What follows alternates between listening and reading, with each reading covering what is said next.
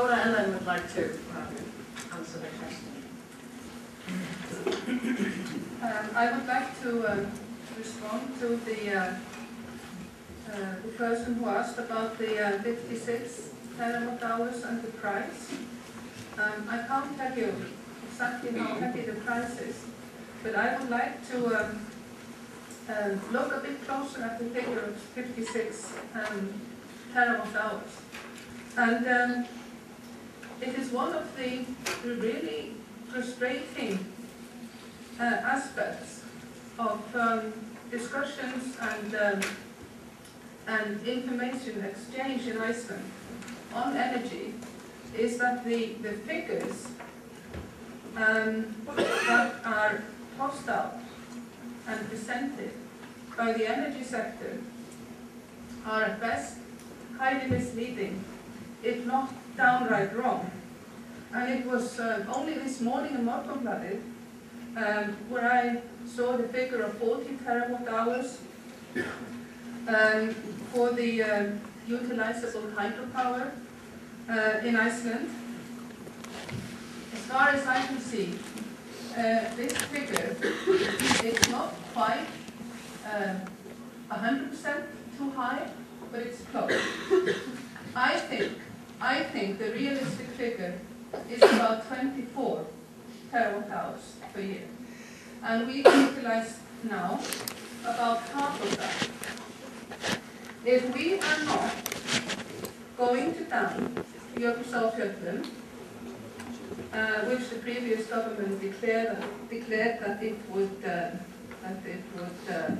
conserve that watershed, if we are not going to dam Hvítá í Árnessýslu with the water for Gullfoss, and if we are not going to dam and use for hydropower our major salmon rivers, then as far as I can see, we end up with a total figure of about 24 terawatt hours per year. Not 40, certainly not 50, and no way can we get up to 64. And if, this is what Iceland looks like after 30 terawatt hours. This is including Jökulsárfjöllum and most of the salmon rivers. So that keep in mind that we have at the moment harnessed about half of the water power that we are ever likely to use for hydroelectricity. And we have used the most economical alternatives. The ones that are left have more damaging environmental consequences. For the most part, they are less economical, and we are using about 70% of our most economical energy alternatives to produce energy for mostly aluminium and other energy-intensive industries. It's about the same in the hydropower. I won't speak for long. I just want to mention one thing, that up until the last decade, hydropower, geothermal utilization in Iceland was used both for hot water, hot geothermal water, and heating water, and for electricity. Most of the plants that are now being built and that are being planned will only be harnessed for electricity, only the steam. This is an energy efficiency of about 12%. Is this how we want to treat our energy sources?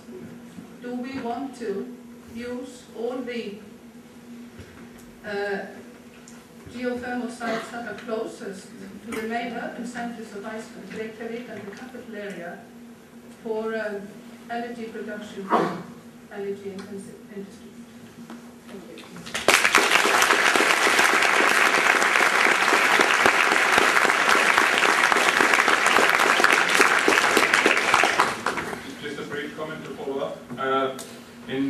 that I was, the numbers that I'm presenting are the official figures. They don't take into account what is actually needed to do it. So these are the public figures that they come from the energy sector themselves. To answer your question about the price I used to calculate what it would cost us to import coal to produce this amount of electricity that we need for our own consumption, or for the ordinary consumption as it was called, were taken from the coal because coal is the cheapest, and the coal in the US has been around 0.25 cents per kilowatt hour in mass production.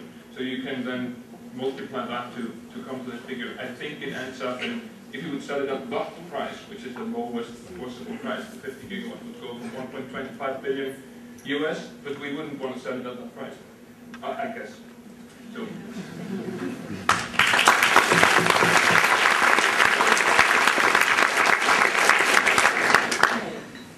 Do you have any other burning questions? Over here. Yeah, okay. My question is mostly to the whole panel, not only Perkins. But because John was talking about sustainability, so he was talking about sustainable, peaceful, and justice world, I would like to ask questions in two parts.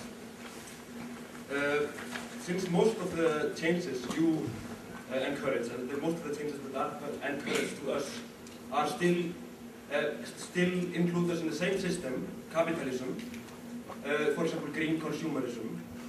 Capitalism is based on individual growth, and individual growth can only be sustained with exploitation. So I want the answer, realistic answer from the panel. How can we keep inside the capitalist system and still be sustainable? And then you talked about being peaceful, since we have this empire, economic empire, which is corporations and governments. They are protected by military, they are protected by police. So, how are we going to make a realistic answer to an unrealistic question? Let him go! This is supposed to be a question. Yeah, it's a question. Okay. So how realistically can we change this world into a peaceful world, fighting against this mega machine without using violence ourselves?